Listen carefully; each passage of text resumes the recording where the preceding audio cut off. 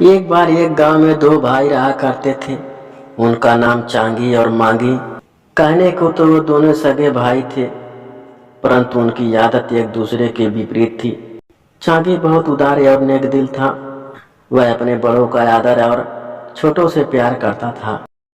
उसने खूब मेहनत करके अपार धन कमाया था। उसके यहाँ अनेकों नौकर चाकर थे।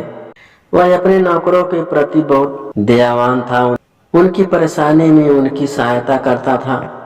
इस कारण उसके नौकर उसे दिल से प्यार करते थे। उसके ठीक विपरीत मांगी क्रूर स्वभाव का था। उसमें दया और प्रेम की भावना लेस मात्र भी नहीं थी। वह अकड़ू और कठोर इंसान था, परंतु व्यापार के मामले में किस्मत ने उसका साथ दिया था। इस कारण उसका व्यापार खूब फल फूल रहा था। उसके यहाँ नौकर तो बहुत थे, परंतु कोई अंदर से खुश नहीं था। मांगी अपने नौकरों से सुबह से शाम तक काम करवाता, परंतु तनख्वाह बहुत कम देता था। बीमार होने पर भी उन्हें छुट्टी नहीं देता था। यदि किसी नौकर के परिवार में कोई बीमार हो अथवा कोई परेशानी हो, मांगी उसकी कोई भी सहायता करने से इनकार कर देता था। कई बार दुखी होकर नौकर मांगी का काम छोड़ने को सोचते थे, परंतु अपने मालिक के नमक हरामी करना पसंद नहीं करते थे।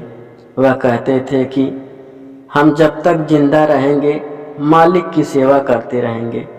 मालिक चाहे जैसा भी हो, वह हमारा अन्नदाता है। उसकी सेवा करना हमारा फर्ज है। इसी कारण कोई भी नौकर उसके यहाँ दुख सहते हुए भी नौकरी छोड़कर नहीं जाते थे।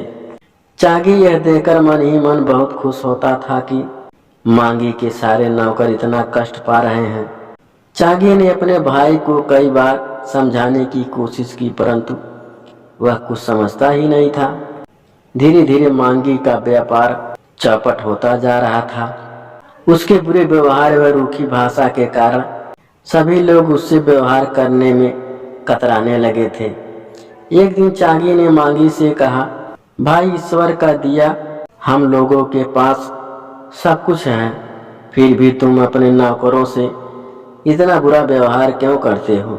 मांगी थोड़ा क्रोधित हुआ, बोला, मैं तो किसी से दुर्व्यवहार नहीं करता, तुम यूं ही मुझ पर आरोप लगा रहे हो। चांगी ने कहा, मैं जानता हूं कि तुम्हारे नौकर बहुत दुखी हैं। यदि तुम अपने नौकरों को ठीक तनख्वाह देकर मीठा व्यवहार नहीं कर सकते तो तुम किसी और शहर में जाकर अपना व्यापार शुरू कर दो। मुझसे अपनी आंखों के सामने ऐसा व्यवहार नहीं देखा जाता। तुम्हारे जाने के बाद मैं तुम्हारे नौकरों को अपने पास रख लूंगा। यह सुनकर मांगी ने अपने भाई को बहुत भला बुरा कहा और चांगी चुपचाप वहां से चला गया। चांगी अपने भाई को सुधारने के लिए कोई उपाय सोचने लगा। एक दिन वह विचारों में खोया था, तभी उसका पुराना नौकर उसके पास आया और बोला, मालिक, मैं जानता हूँ कि आप क्यों परेशान हैं। आप कहें तो मैं आपकी सहायता कर सकता हूँ। नौकर की बात सुनकर चांगी का ध्यान भंग हो गया। वह बोला, तुम मेरे लिए क्या कर सकते हो? नौकर ने कहा, मैं चाहे जो करूं, पर उससे मांगी साहब जरूर सुधर जाएंगे या फिर शहर छोड़कर चले जाएंगे। चांगी बोला, क्या तुम जानते हो कि यह कितनी मुसीबत का काम है?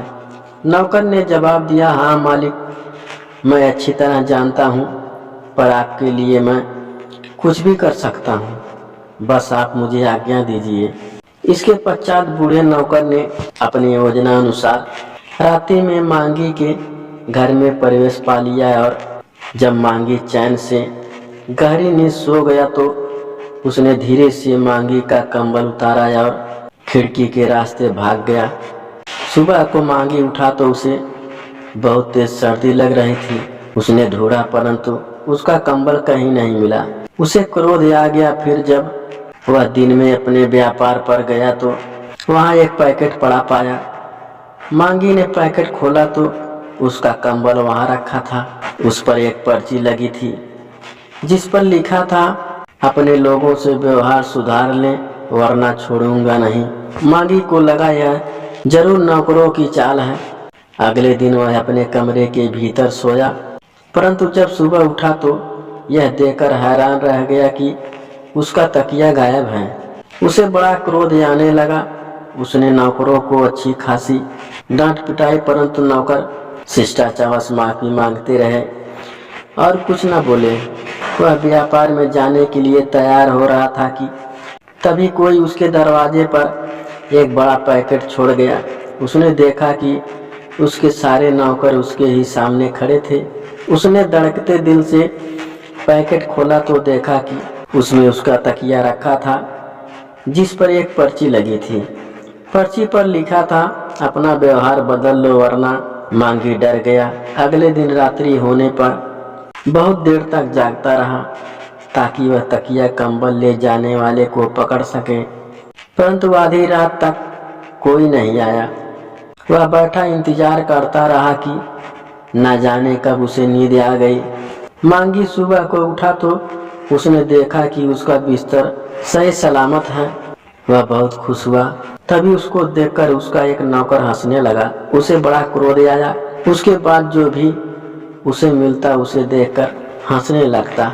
मांगी को कुछ भी समझ में नहीं आया। कुछ देर बाद जब वह शीशे के सामने गया तो उसे हकीकत मालूम हुआ। मांगी डर के मारे थर थर कांपने लगा। कोई उसकी एक मूछ व सिर के बाल काट दिए हैं। मांगी को समझ में नहीं आ रहा था कि क्या करें।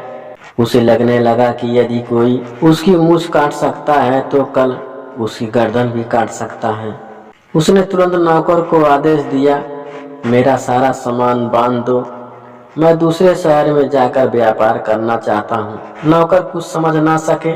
मांगी सिर पर टोपी लगाकर वह दूसरी मूछ पूरी तरह साफ करके अपने व्यापार के लिए चल दिया ताकि अपना व्यापार बंद करके कहीं और जाने का इंतजाम कर दे। रास्ते में उसे चांगी मिला। वह चांगी से नजरें चुराने लगा। बिना मूछों के उसकी शक्ल पहचानी नहीं जा रही थी। चांगी ने उसे रोक लिया।